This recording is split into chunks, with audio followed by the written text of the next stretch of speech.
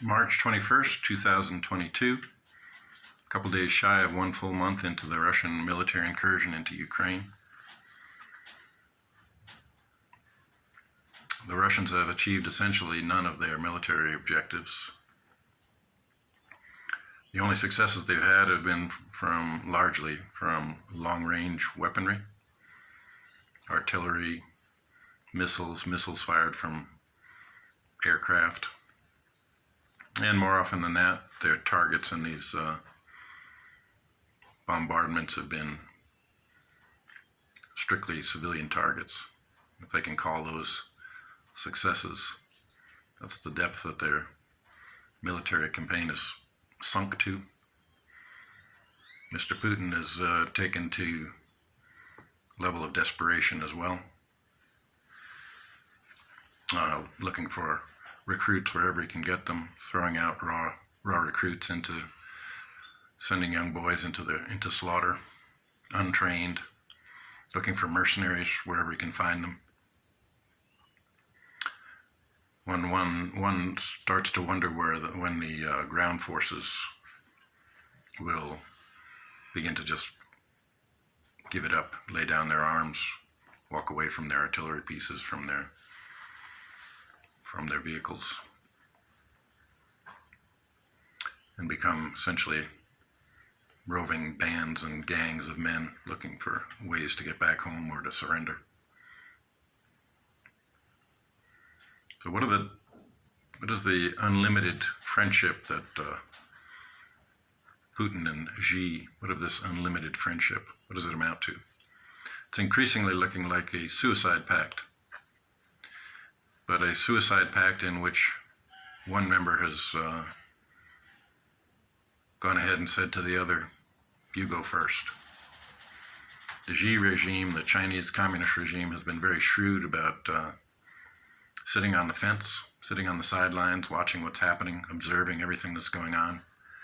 And they've been just as happy to let Putin and Russia be the first ones to jump off that cliff.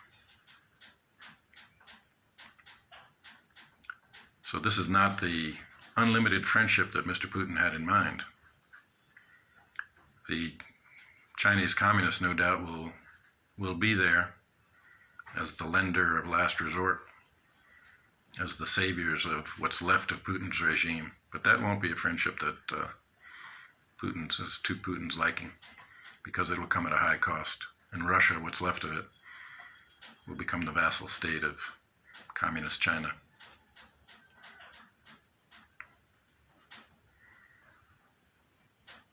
But this has not gone well for Xi and the communists of China either. This is not what they had in mind. This is not what either side had in mind, because this does not bode well for their ambitions vis-a-vis Taiwan. There are those who say that this will make the Chinese communists even more emboldened in their effort to absorb Taiwan into the communist Chinese nation. And I don't see it. I think this has been a very strong lesson, and that the West, in coming together as it has, conducting the sanctions that they put in place against Russia, all of this is a very strong lesson for the Xi regime of China. They're not suicidal, and they don't want to destroy their economy, and they probably wouldn't risk a full-scale military invasion under any circumstances.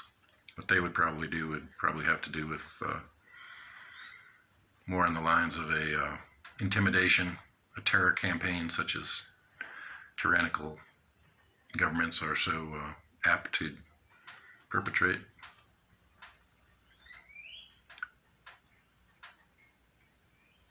They've made a few statements to the effect that, this is all the West's fault, and that the sanctions are unfair, and that we provoked Putin, we poked that bear in the eye with our eastward expansion of NATO. But if you look at the nations of Eastern Europe and what they chose, you'd have to ask yourself, can you blame them? Who the hell in their right mind, what country would choose to side with Russia, to join up and to become a junior partner with Russia at this point. What nation would want that?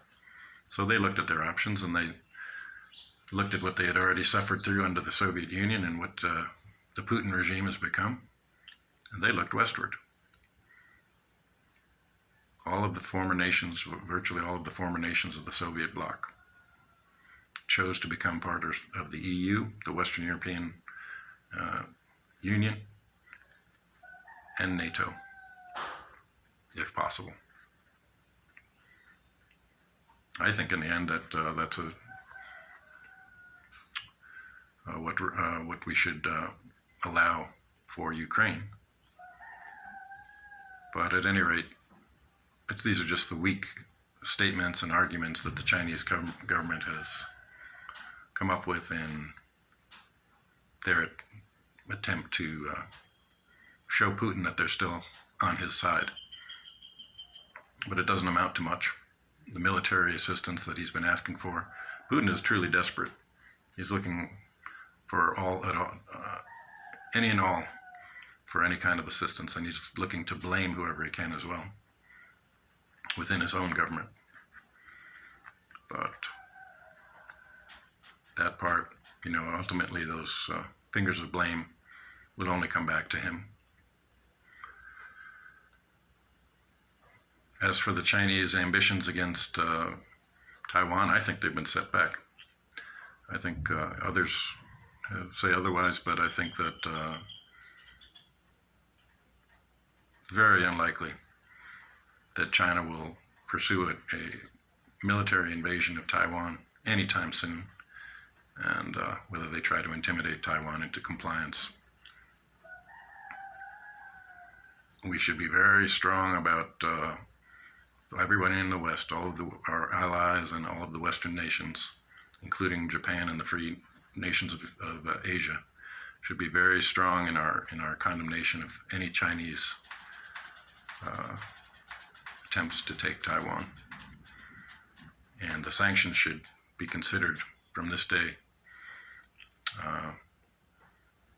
China, just based on its association with Russia in this, has already lost quite a bit of face, and this has not gone well. In the end of the day, you have to ask, what is the Taiwanese threat to mainland China, to communist China? They're not a military threat.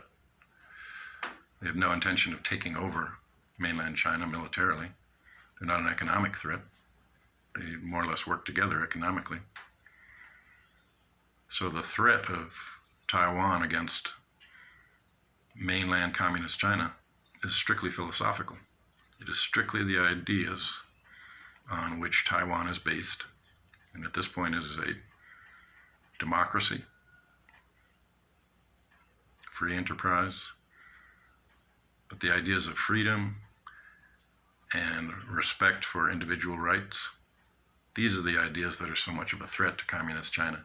And at the end of the day, these are the ideas that may well spell the end for Xi Jinping and the communist Chinese regime on the mainland.